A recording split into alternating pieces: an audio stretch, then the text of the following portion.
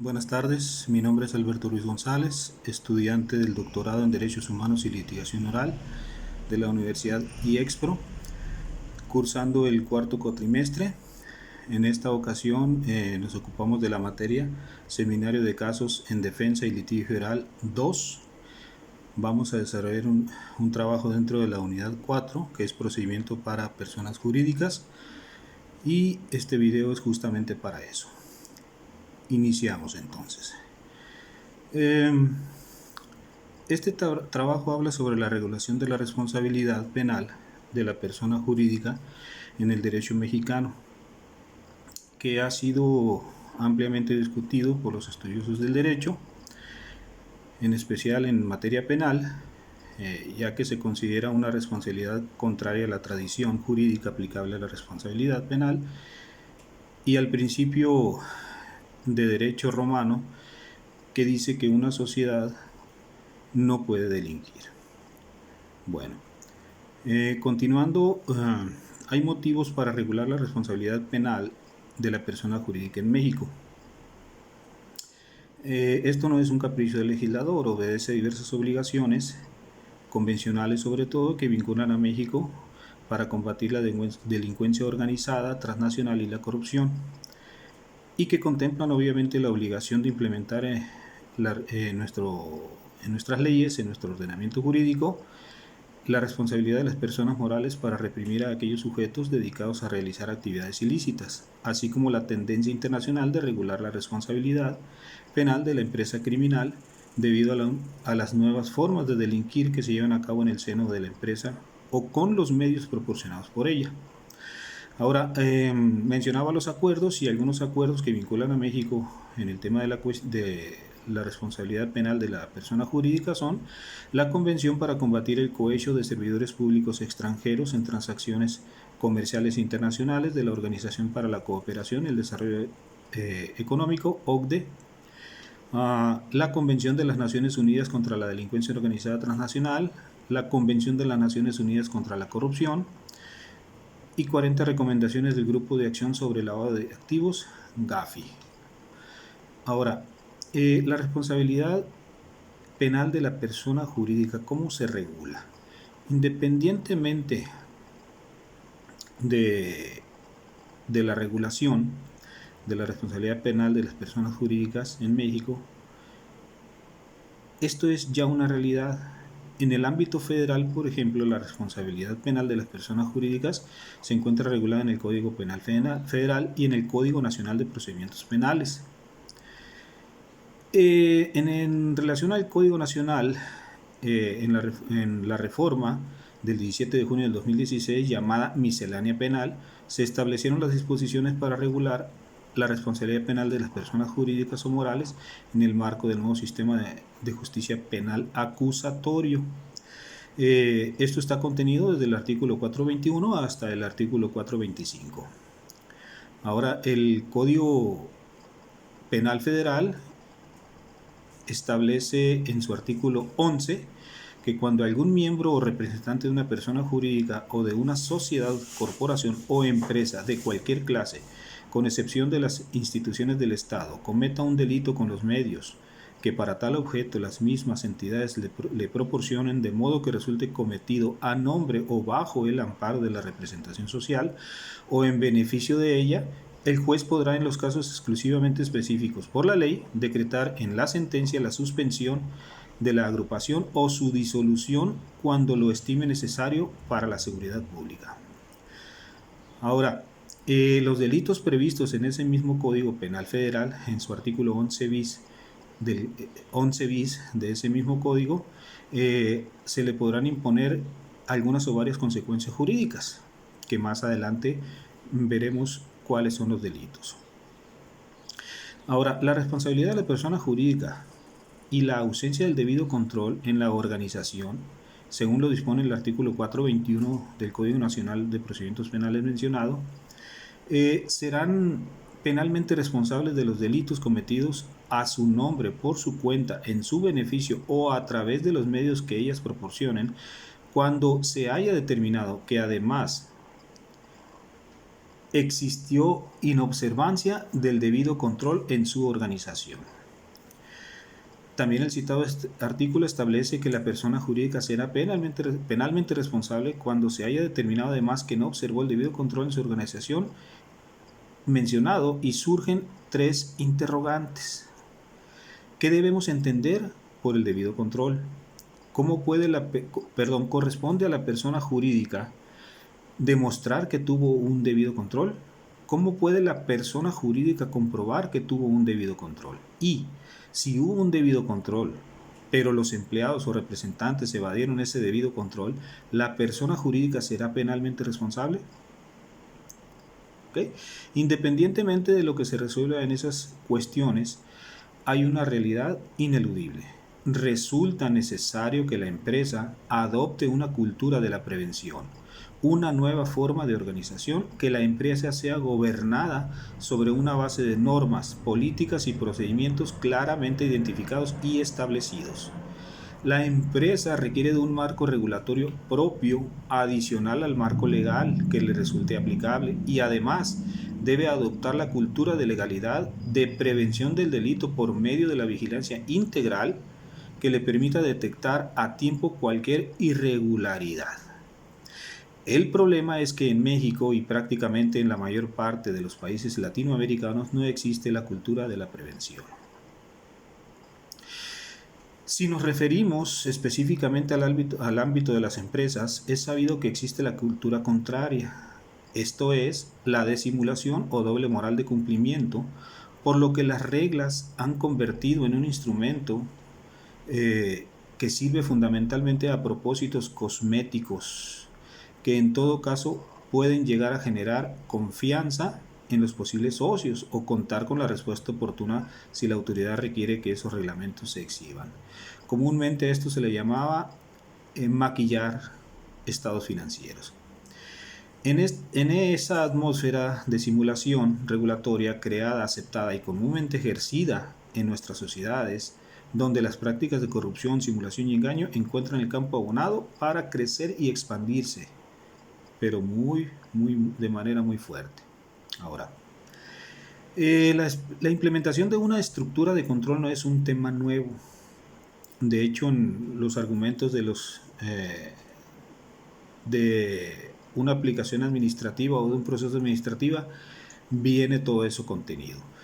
Ni para las grandes corporaciones o para sociedades que participan en el mercado de valores, por las obligaciones de transparencia que las diversas leyes les impongan, el problema es para los microempresarios, inclusive para las recientemente creadas sociedades por acciones simplificadas, también para las pequeñas y las medianas empresas, pues estas pequeñas o micros, nos preguntamos cómo pueden enfrentar el costo de implementar un sistema de debido control, y si no lo implementan, ¿cómo pueden comprobar, de darse cuenta del supuesto de la comisión de un delito a nombre de la persona jurídica por su cuenta, en su beneficio o a través de los medios que ellas proporcionen, que observaron el debido control?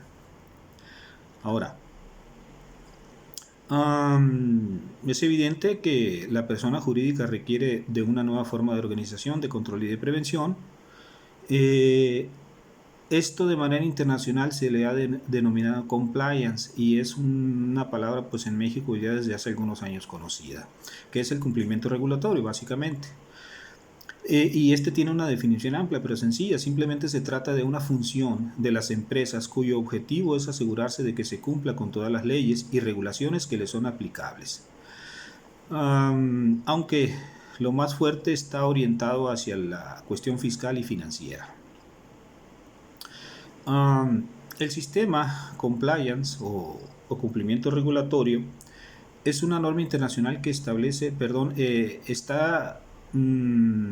formado por una serie de medidas tendientes a prevenir la comisión de delitos en y desde la empresa. En este caso, se ha desarrollado inclusive dentro de las mismas empresas un oficial de cumplimiento diríamos compliance officer, y cuya función principal es la prevención de riesgos.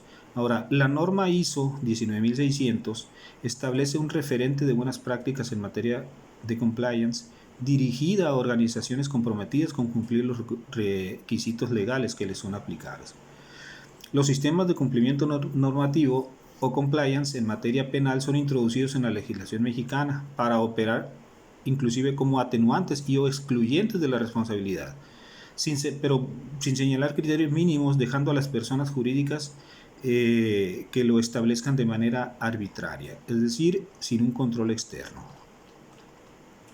Ahora, para poder establecer un sistema de cumplimiento normativo o compliance, se tienen que medir, o más bien mencionar, o debe de contener componentes mínimos. En la jerga jurídica esto se le llama Criminal Compliance Program. Y este se compone principalmente de un examen de la organización. En segundo lugar, un diagnóstico de riesgos. En tercer lugar, obviamente la eliminación de esos riesgos ya conocidos. Número 4, la protocolización, establecer manuales, etc. Número 5, capacitación al personal. Número 6, evaluación de los procesos. Número 7, supervisión de los procesos. Número 8, recepción de denuncias, muy importante. Número 9, sanción y premiación. Número 10, actualización. No es lo mismo compliance de hace 5 años. Número 11, establecer un oficial de cumplimiento para prevenir riesgos. Ahora, este programa tiene 3 dimensiones. Más bien debe de tener 3 dimensiones. Prevenir delitos cometidos por la organización, prevenir delitos cometidos por personas físicas al interior de la organización, prevenir delitos que pudieran cometerse contra la organización por otras personas físicas o jurídicas. En nuestro concepto, o más bien en este concepto, debe prevenir delitos incluso que no se encuentren señalados en el catálogo, es decir, en la legislación, como susceptibles de cometerse por personas jurídicas, incluyendo toda conducta indebida que se encuentre tipificada o no, y más aún debe ser integral, de forma que al realizar todos y cada uno de sus pasos de ejecución o aplicación, se contemplen otras áreas, es decir, los aspectos laborales, operacionales, de salud, de seguridad, medio ambiente, etc. Es decir, que el cumplimiento no se debe dar solamente en materia penal, ya que una empresa pues tiene varios